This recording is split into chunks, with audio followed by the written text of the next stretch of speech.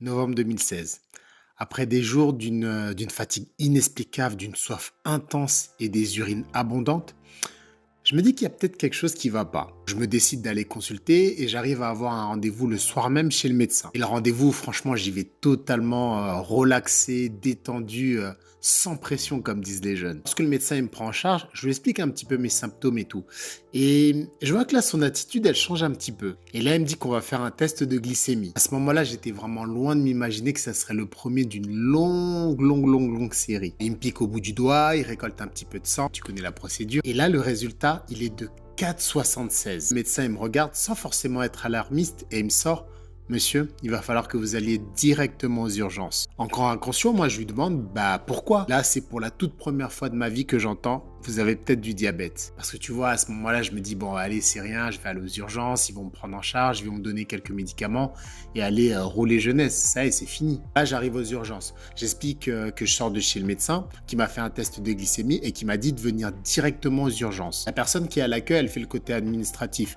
Et à un moment, elle me pose la question, elle me dit, ah, ok, d'accord, vous sortez de chez le médecin, vous avez combien de glycémie? Et quand je lui dis le fameux 4,76, elle me regarde et elle me dit, asseyez-vous là, on va vous prendre en charge tout de suite. J'ai jamais aussi peu patienté aux urgences. Au bout de 10 minutes, il y a une équipe d'infirmières qui est venue et qui m'a pris en charge. Et là, c'était le début de l'aventure parce qu'après m'avoir retesté la glycémie, je recevais ma première dose d'insuline rapide. Et les infirmières, elles ont commencé à me donner du sens. Elles m'ont expliqué que oui, vous voyez, vous avez une glycémie qui est un petit peu haute, il va falloir qu'elle descende, mais surtout qu'elle se stabilise. Et à partir de là, je vais rester hospitalisé pendant une semaine parce que oui, le médecin qui viendra, il confirmera et me dira, vous êtes diabétique. On va faire un grand saut dans le temps. On va revenir à l'époque d'aujourd'hui et je vais te parler des 7 leçons que j'ai apprises durant toutes ces années de diabète. Bien évidemment, ça va de soi, mais je préfère quand même le préciser. Là, ce dont je vais te parler, c'est de mon expérience et de mon vécu. La tienne, ton expérience à toi pourrait être totalement différente. Et si c'est le cas, pas de problème, je suis OK avec ça. C'est OK aussi avec ce que je vais te dire. Mais toi, partage-moi ton expérience juste dans les commentaires. Ce que je veux te dire par là, c'est que tu vas avoir un tas d'informations, énormément d'émotions et beaucoup de sollicitations. Et franchement, avec le recul, je me dis que j'aurais peut-être dû d'abord accueillir la nouvelle. Et là, je suis pas en train de te dire d'accepter le diagnostic directement. C'est plutôt d'accuser de coup, de se dire, OK, il y a ça, ceci, cela. Je digère un petit peu tout ça et je vois comment je vais pouvoir gérer. Ça m'aurait permis, franchement, je pense, d'aborder la pathologie autrement. Alors, ça va te paraître dingue, mais lorsque le diagnostic il tombe, tu vas avoir plusieurs discours. D'un côté, tu vas avoir la team, oh là là, ça y est, c'est bon, c'est mort, tu vas plus pouvoir manger de sucre, c'est cuit, c'est fini. En plus, si tu fais pas attention, on va te couper la jambe et tout. De l'autre côté, tu as la team, oh, mais vas-y, c'est pas grave, de toute façon, le diabète, tu peux guérir de ça, il suffit de faire du sport, tu peux manger ceci, cela. Bois de l'eau et t'inquiète, ça va bien se passer. Oui, bien sûr, je grossis le trait, mais tu vois l'idée un petit peu. Et tu sais pourquoi au début c'est important d'écouter tout le monde? Parce qu'en réalité, c'est de là que viendra la nuance. Avec le temps, ta propre expérience et tes recherches, tu feras ta propre nuance des choses. Il y a un jour, lors de mon hospitalisation, j'étais vraiment saoulé. Je dis à l'infirmière, attends, ça me gave, je vais devoir manger comme un diabétique. Et là, elle a prononcé une phrase que j'oublierai jamais. Elle m'a dit, vous savez quoi? Vous allez devoir manger comme l'ensemble de la population devrait manger. Alors celle-là, j'ai mis un petit peu de temps pour la capter. Ce qui s'est passé, c'est que quelques temps après mon hospitalisation, je suis sorti avec des amis. Et dans la sortie, il y a un moment, il y en a un qui dit bon, j'ai un petit creux, si on allait se manger un truc.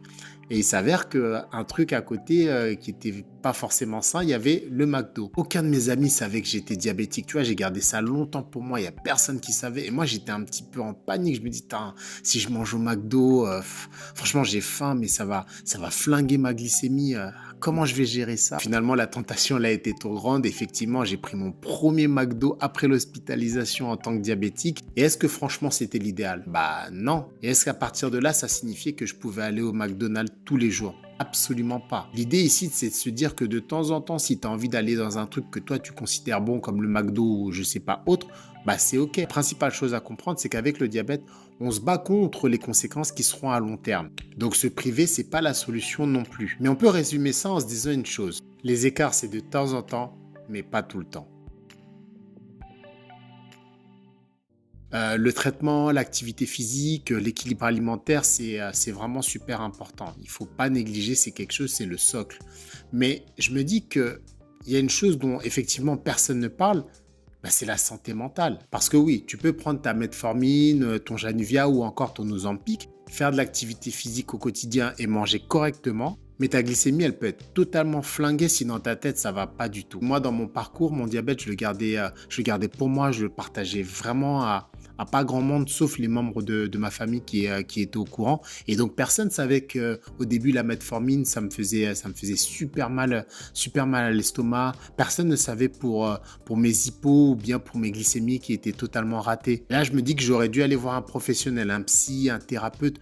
Pourquoi? Ben, pour me permettre de verbaliser les douleurs que je ressens. Non pas les douleurs physiques, mais les douleurs parfois mentales qui sont liées à la pathologie. Et c'est aussi pour cette raison qu'aujourd'hui, avec mon équipe, j'accompagne les diabétiques sur la triade, l'activité physique, l'alimentation et la santé mentale.